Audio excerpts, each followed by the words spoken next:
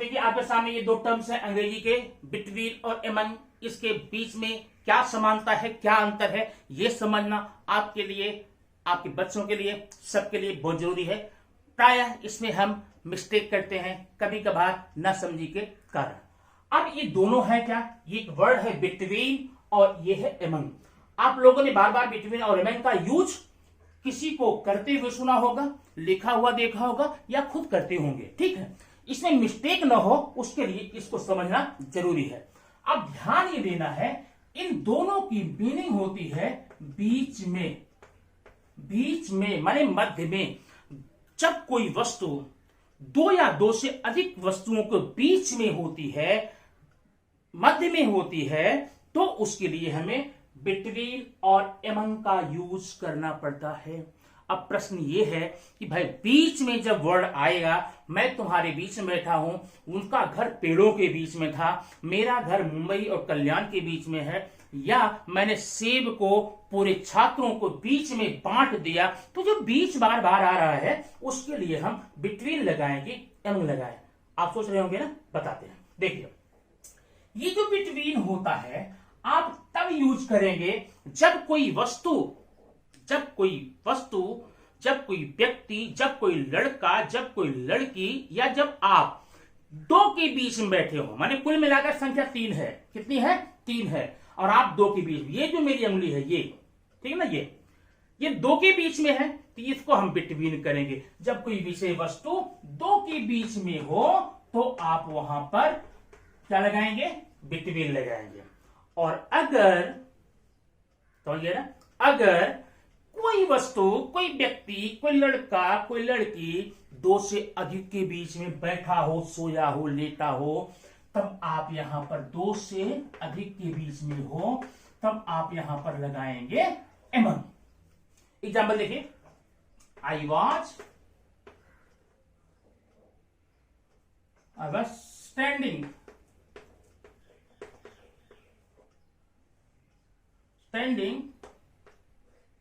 Reena and Seema. First, second, I saw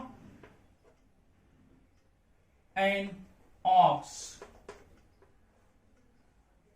The trees. अब इन दो example से आप बिल्कुल अच्छी तरह से कंफर्म हो जाएंगे कि यहां पर क्या हम करें। अब देखिए, इन दोनों सेंटेंस जब भी आपको एग्जाम में, कॉम्पिटिशनल एग्जाम में या आपके स्कूल एग्जाम में कभी भी आएगा, देखिए ये बिटवीन और एमंग आपको बोलने में हेल्प करेगा।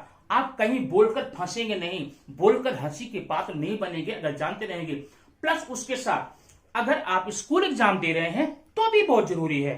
कॉम्पिटिशनल एग्जाम देंगे तो एक पेपर इंग्लिश का पक्का रहता है और उसमें ऐसे ही शब्दों को दिया जाता है। यहां लिखा जाएगा, ऑप्शन रहेगा, fill in the blank with suitable words given below. नीचे 3-4 वर्ड दिए जाएंगे, उसी को देखकर भरना है।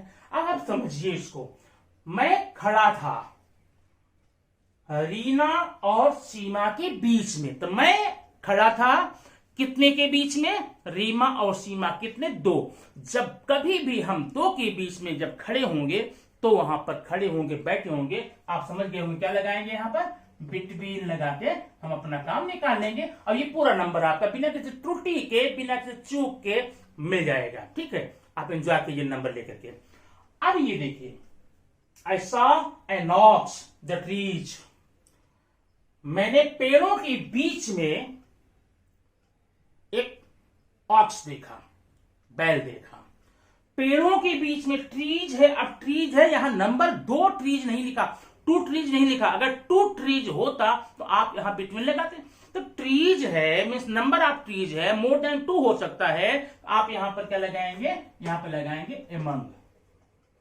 इस प्रकार से आप आंसर लिख के इसका ले सकते हैं। लेकिन दोस्तों आपको एक और बात बता दूं, उसको हमेशा याद रखना, कभी भी तब इसमें गलती नहीं होगी। मैं सिंपल सा नियम मैंने बताया आपको कि जब भी आप ऐसा करेंगे तो आपको नंबर मिल जाएगा। लेकिन अब फिक्स हो गया कि बिटवीन का यूज आप 2 के बीच में ही करेंगे।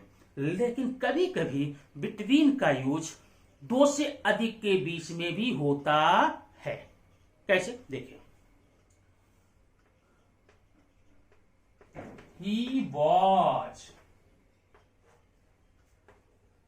रेनू, सीमा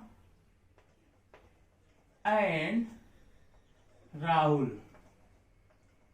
अब ध्यान देना इस पे, वह रेनू, सीमा और राहुल के बीच में था। यहां पर ध्यान से देखेंगे, नंबर तो 3 है लेकिन ग्रुपिंग करके बना दिया। रेनू, सीमा एक तरफ